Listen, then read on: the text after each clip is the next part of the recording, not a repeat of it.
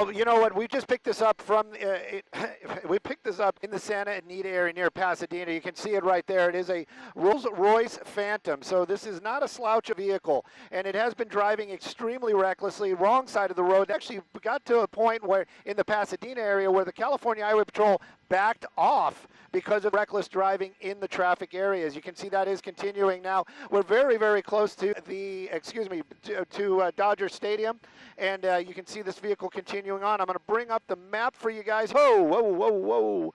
In just a second here, and then we can continue on and take a look at what's going on. There you go. He's making his way. Now he's on Sunset, and he's directly underneath us. Excuse everybody. I hope everybody took their Dramamine as we do a little pirouette right there. But this vehicle has been continuing running red lights, doing very reckless driving, and then there was some talk that there may be a weapon inside of the car. As far as that, right now we don't know. I know California Highway Patrol has got a helicopter above it. They're trying to get ground units behind it, and I'm sure LAPD is aware of what's going on, and they're going to get involved here in just a moment.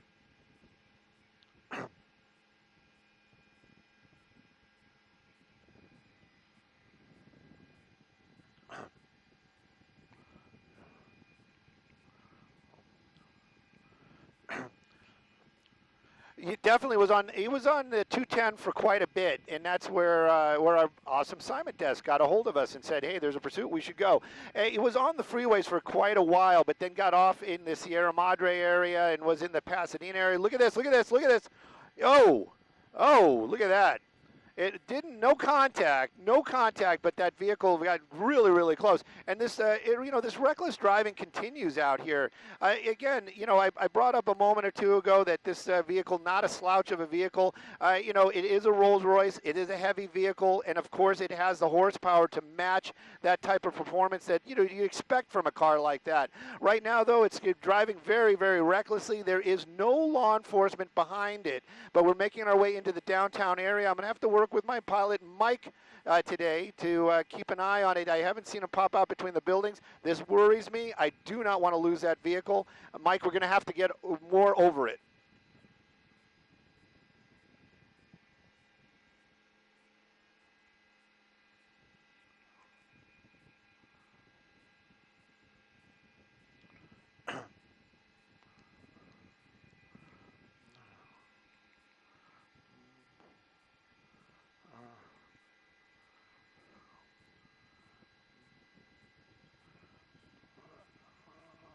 Okay. That's right, and now we're hearing, we're getting information through the through the airship, meaning the law enforcement, that they lost him as well. Went under one of these tunnels down here, so the law enforcement that they lost him as well. Went under one of these tunnels down here, so we're going to stay kind of straight down just for a moment or two. We're going to listen and see if we can pick this thing back up. But right now, this is one of the reasons why look, there he is. He was right there. It was right there. This is one of the reasons why they always want to keep the law enforcement on the ground behind him as well as in the air above him. Right now, though, I know this area not super well. There he is. There he is right there. And he's going to be southbound and eastbound, continuing on in the downtown area. Now he's on 4th Street. You can read that right there. But this is a very, very congested area. And this would be another opportunity. If LAPD or the law enforcement on the ground had that opportunity, they could maybe get nearby, possibly do some sort of pit maneuver. Even though that is a heavy car, they might be able to do something to bring this to an end. Right now, though, this is a very dangerous situation, a very desperate driver, and of course, like you said, $500,000 worth of vehicle. Well, and families, and southbound.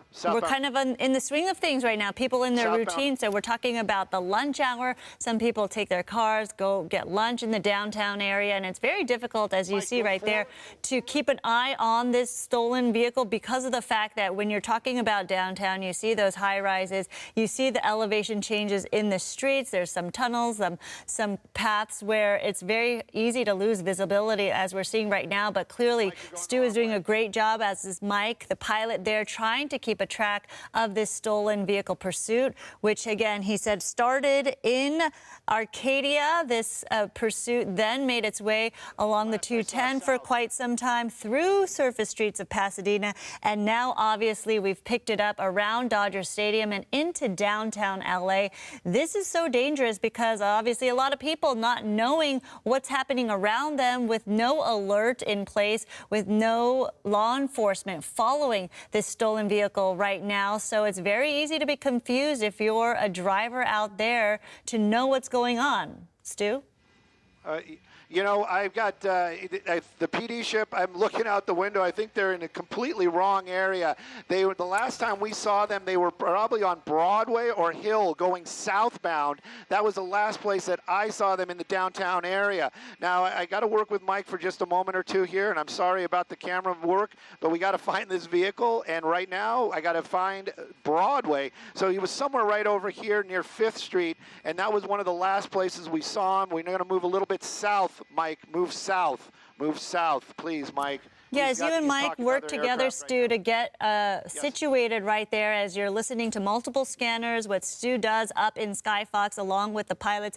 In this case, Mike, it is very difficult because they are listening to law enforcement scanners. They are scanning the scene below them as well. As you can see, they're trying to fixate that camera, get that right camera angle to bring you this pursuit, which could